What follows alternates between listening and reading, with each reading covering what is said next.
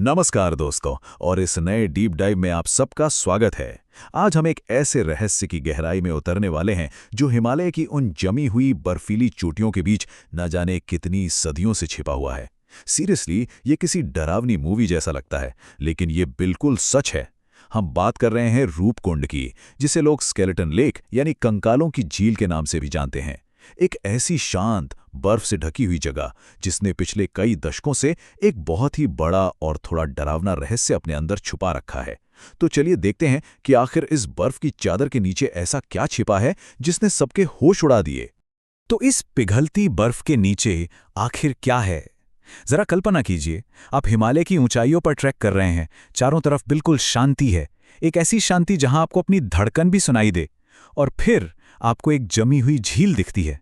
लेकिन जैसे ही गर्मियों की धूप से बर्फ पिघलनी शुरू होती है ना, वो सन्नाटा एकदम से टूट जाता है। उस झील के बिल्कुल साफ पानी में अचानक से सैकड़ों, जी हां, सैकड़ों पुराने इंसानी कंकाल और खोपड़ियां तैरती हुई नजर आती हैं।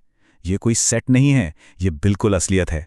अब नेचुरली सबसे बड़ा सवाल ये उठता है कि आखिर इतने सारे लोग एक ही जगह पर ऐसे मारे कैसे गए?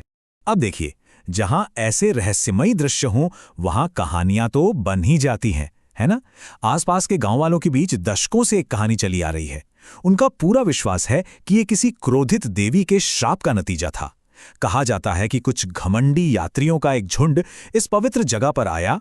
उन्होंने वहां देवी का अपमान किया और फिर देवी ने गुस्से में आकर उन सबको एक ही पल में मौत के घाट उतार दिया। देखा जाए तो ये पूरी तरह से एक डरावनी लोक कथा जैसा लगता है, एक ऐसा मिथक जिसे डर के सहारे जिंदा रखा गया है।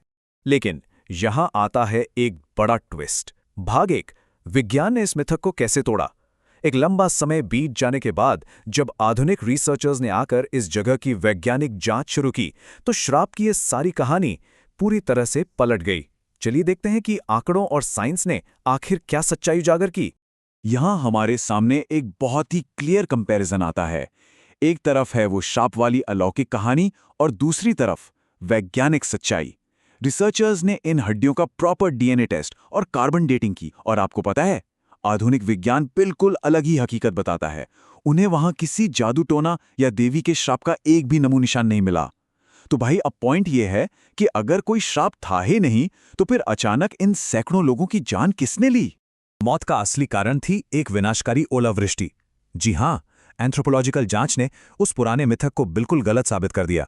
इन सैकड़ों यात्रियों की जान किसी भूत प्रेत ने नहीं, बल्कि अचानक आई एक भयानक ओलावृष्टि ने ली थी। जरा इस बारे में सोचिए। आप इतनी ऊंचाई पर हैं जहां छिपने की एक भी जगह नहीं है, और अचानक आसमान से क्रिकेट की गेंदों के बराबर ओले गिरने लगे। ये लिटरली किसी काले जादू से कम डरावना नहीं है, लेकिन रियलिटी में ये पूरी तरह से प्रकृति का ही एक भयानक रूप था। और यही हमें ले जाता है हमारे दूसरे भाग की तरफ, प्रकृति की असली विनाशकारी शक्ति। हम अक्सर मौसम को बहुत हल्के में ले लेते हैं, लेकिन सच तो यह है कि प्रकृति के आगे इंसानी ताकत कुछ भी नहीं है। इतिहास उठाकर देख लीजिए, ऐसी घटनाओं से भरा पड़ा है जो दिखाती हैं कि एक्सट्रीम मौसम कितना घातक हो सकता है। साल 1877 यानी 1877 का ही उदाहरण ले लीजिए। एल नीनो नाम की एक प्राकृतिक मौसम घटना ने पूरी दुनिया में तबाही मचा दी थी। इसकी वजह से इतना भयानक सूखा और अकाल पड़ा कि सिर्फ भारत में ही लाखों लोगों ने अपनी जान गंवा दी। और ये तबाही वहां रुकी नहीं, ये चाइना से होती हुई तेजी से ब्राजील तक फैल गई।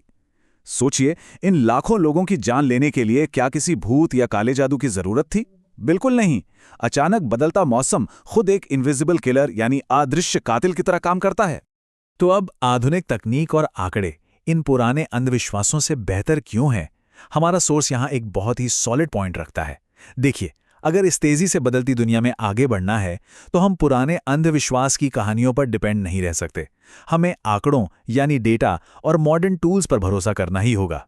जब हम विज्ञान और फैक्ट्स पर चलते हैं, तभी हम असली सच्चाई तक पहुंच सकते हैं, बिल्कुल वैसे ही जैसे रूपकुंड झील की इस मिस्ट्री को सुलझाने में हुआ।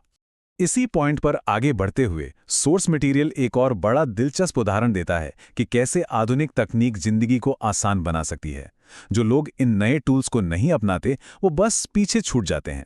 इसके लिए एक एआई मास्टर क्लास का जिक्र किया गया है। ये एसेंशियली एक लाइव वर्कशॉप है जहां बिना किसी कोडिंग के डेटा को एनालाइज करने और वेबसाइट बनाने जैसे कामों के लिए 30 से ज़्यादा एआई टूल सिखाए जाते हैं। और इसका खर्च बताया गया है लगभग 2 मूवी टिकट्स के बराबर। ये सिर्फ एक एग्जाम्पल है जो दर्शाता है कि आज के टाइम में टेक्नोलॉजी और डेटा एनालिसिस से अपडेट रहना हर किसी के लिए कितना जरूरी होता जा रहा है। खैर, वापस आते हैं अपने मेन टॉपिक पर।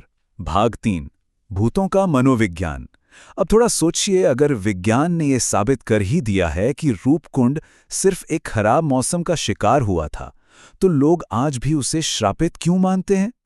इसका जवाब छिपा है हमारी साइकोलॉजी, यानी हमारे दिमाग की बनावट में। देखिए, नाटकीय मिथक और आम तथ्य, इन दोनों में हमेशा मिथक ही जीतता है। क्यों? क्योंकि इंसान का दिमाग कुछ इस तरह से वायर्ड है कि उसे सादी सच्चाई से ज्यादा मसालेदार कहानियां पसंद आती हैं। अगर आपसे कोई कहे कि एक ओलावृष्टि आई और लोग मर गए, तो आप शायद इसे कल भूल जाएंगे, क्योंकि ये एक साधारण सा फैक्ट है। लेकिन अगर कहा जाए कि एक श्रापित देवी ने गुस्से में आकर उन्हें मौत की नींद सुला दिया, तो वो आपको हमेशा याद रहेगा। हमारे दिमाग को थ्रिल चाहिए।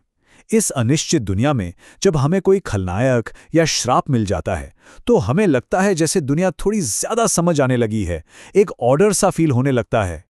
और यहाँ एक और बड़ा साइकोलॉजिकल खेल होता है, जिसे सजेस्टिबिलिटी या सुझावशीलता कहते हैं। होता क्या है कि जब पर्यटक किसी ऐसी जगह पर जाते हैं, जैसे स्केलेटन लेक या भंगर फोर्ट, तो उन्हें वहां पहुंचने से पहले 1000 बार बताया जा चुका होता है कि ये जगह तो श्रापित है। तो नेचुरली उनका डरा हुआ दिमाग पहले से ही हॉन्टेड मोड में चला जाता है। ऐसे में अगर कोई साधारण सी परछाई दिख जाए या पत्तों के सरसराट की आवाज भी आए, तो उन्हें भूत के होने का एहसास होता है। ये कोई सुपरनैचुरल चीज नहीं है, ये लिटरली उनका खुद का दिमाग उनके साथ खेल खेल रहा होता है।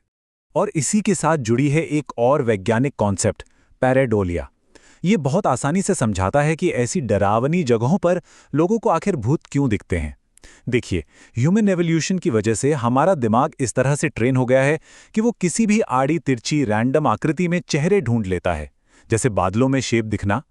तो जब कोई यात्री उस झील के चारों तरफ के ऊबड़-खाबड़ पत्थरों और उनकी परछाइयों को देखता है, तो सजेस्टिबिलिटी और पैरेडोलिया मिलकर तुरंत उन्हें उन मरे हुए लोगों के भूत दिखाने लगते हैं। तो इन सब बातों का मुख्य निष्कर्ष क्या निकलता है? यही कि हम काले जादू से नहीं, बल्कि इस ग्रह की असली ताकत के आगे कमजोर हैं। रूपकुंड की ये ट्रेजेडी हमें एक झटके में याद दिलाती है कि इंसान इस विशाल धरती और उसकी भयानक ताकतों के सामने कितना नाजुक है।